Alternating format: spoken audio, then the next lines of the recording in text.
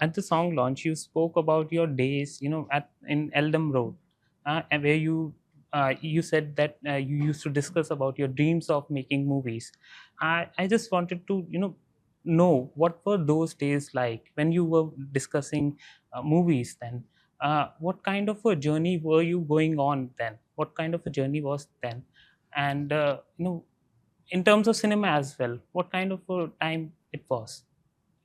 May I start? He was a star by that time. Okay, I mean, in Tamil cinema, had found a new actor star, and he was right on top. But he had his house open. There could be several writers, there could be several actors, several technicians who could just drop in, hang around, and have a chat with him. So it was like a breeding ground. There's so many of us could drop in there in the evenings and just chat about anything. And he would come and he will chat with all of us, and then he'll go. It's time for him to go for the next day. Next day he had to work. We didn't have to work. So it was like it was an amazing place for a technician to grow. There was a place where you can, go in and talk cinema and come back from it looking forward to the next time. So that's how it was. Yeah. And I would like to revisit that conversation because we've forgotten most of it. But that's very interesting because it's fearless time. Yeah. It's not lack of responsibility. We wanted the responsibility, but none of it was fiscal. It was, we were ready to do anything. Yeah.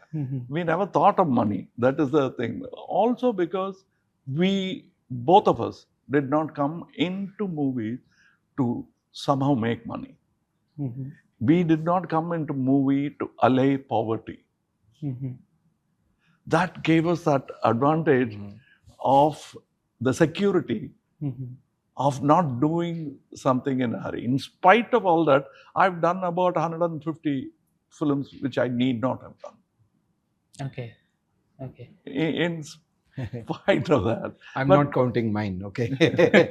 No, yeah. He has very few to begin with, 2 out of 200 and odd. So I was going to ask you about your regrets in your career. Now you have said that you have 150. Which, no, 150 I need not have done. That's what I'm saying. And if I grade the rest of the 100 films, there is still a category where I'll put certain films in the top row because it can't be one film topping, and another good film will come and put it in its place. Yeah. So that's it. I think that I used to think, what is it that slowed the other person who I thought will be better than me? I envied him. How come he slowed? Only because of finances. But do you think that financial pressures are even more today? Like Yes. So that hampers it's plaguing the creativity. everyone. Nobody is. I heard recently Satyajit Ray is designing an ad for his second film or fourth film, because his third film did not do well. He wanted to push it to the audience. I was surprised. Why would Satyajit Ray think of that? But everyone has to think of it. I think it's the nature of the business. It's a business. It is an art form which involves a lot of capital and involves a wider audience. So there is always, you have to take that into consideration. I can't just say that I will do only what I want. At what cost? At whose cost? So there is a balance that you always try. But within that balance, it's possible for you to, try to be as sensible as you can, as logical, as believable as you can, So that is where you find people who are on similar wavelengths. Okay. And so Thug Life, I want to ask you, when you were writing this movie, like you said that you have to, take it all into account while making a movie. Was there some compromises because of the commercial aspect of the movie making business? All movies have it. That's why I quoted Ray Saab. Because if Ray has it, how are we to escape it? Because I've spoken to Benegal sir. They all have that concern. Yeah. And you cannot be, the only place safely you can do without fear and do what you want is in the Film Institute, Yes. for which you pay. So we collect money, so we are answerable to that ticket. Yes. So how did Thug Life start? What was the starting point of this movie? So many places. I don't even remember where all we went. From science fiction to. Only thing is, fortunately, we didn't go into one terrain because he just completed Ponniyin Selvan. Yeah. So he didn't want any horses, anything. So Now, I'm sure if you even watch this film is shot in Delhi, you won't even find a Jhatka horse in the film. It's all cars. He wanted to get away from that. I can understand that. Yeah. And so you both wrote this film. So what was that process like? You have worked with him as an artist. Now Yeah, you have worked yeah. with him as an, multiple things. He's an actor, he's a producer, he's a writer as well. I think when we are doing one, we forget about the rest. Yeah. When we were writing, it was an idea that he had, and then we developed, That's it. and then While, it kind while eating, you don't bathe. You'll dilute the food. Yeah. So it was very easy. It didn't really make a difference when that is there on paper. It is on paper. When you come to the set, it's an actor. I And the remember, producer's I think job it was is back far away. first day nama RKFI meet pannolla. First Yeah. meeting. So they were all arranging for this meeting. Then none of them had an experience of working with us together. So this was separate, this was separate. So when they had conceived of how it's going to be, they had written the scene. It didn't go according to them because they had arranged for lunch, breakfast, lunch, and probably be ready for dinner. Our first meeting was over in 10 minutes, I think. Yeah. And so I want to ask you something. I saw the teaser, the first teaser that came out, and you said the character's name is Rangaraya Saktivelu Naikar. And you played Saktivelu Naikar in Nayagan. So is there a connection between the two?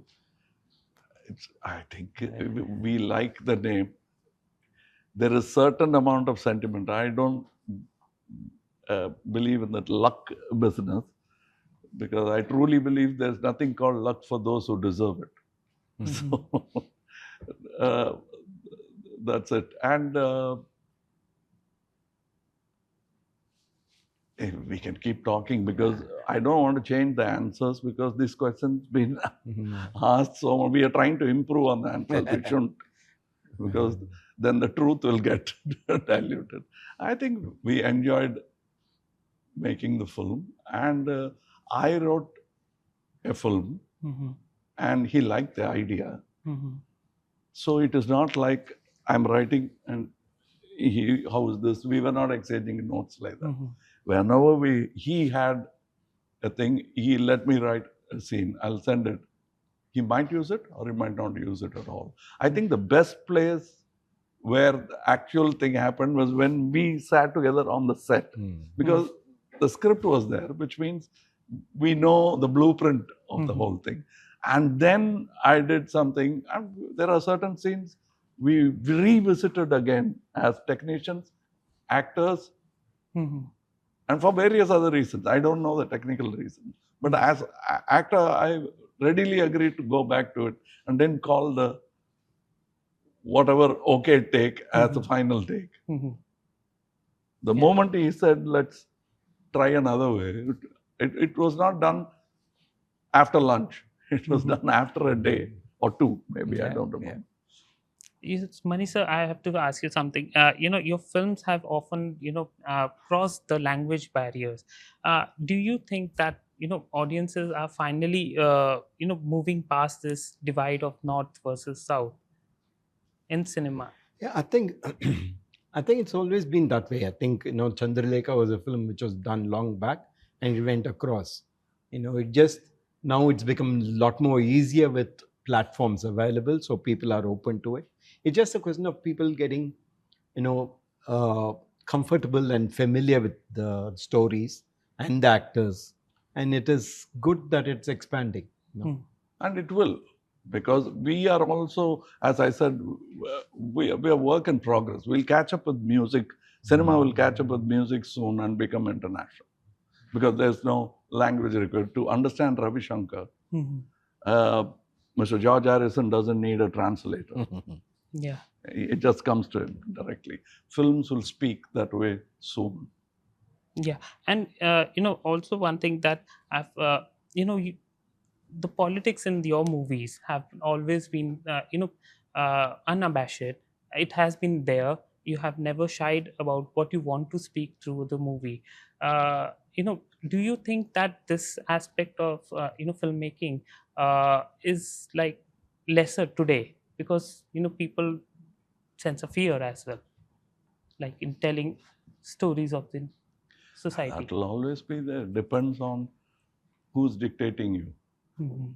Sometimes it's a business, sometimes it's politics, sometimes it's an invading imperial country like England telling us how much footage we should shoot, because they are having a war in Europe.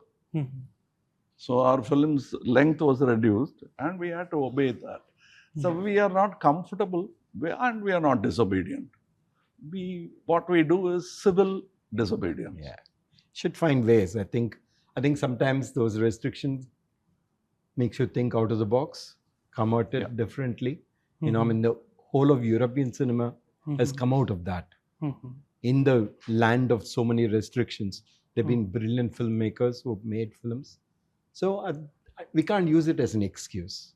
It will be there. It's a fact of life. It's not only for filmmakers. It's true for everybody. For a journalist, it's true. For a writer, it's And true. this is not something new, that the fear factor that is generated among artists. It happened in Germany, it happened in Italy. I mean, Christian clergy used to come on censors. Yeah. There was no government fixing an art, but it was the church. Religion was fixing art, which was very constricting. Yeah. And so last two questions, just last two questions. When you think of your careers respectively, what do you think is the secret behind, for longevity, to have a long career? You started at the age of 5, and today you're in your 70s.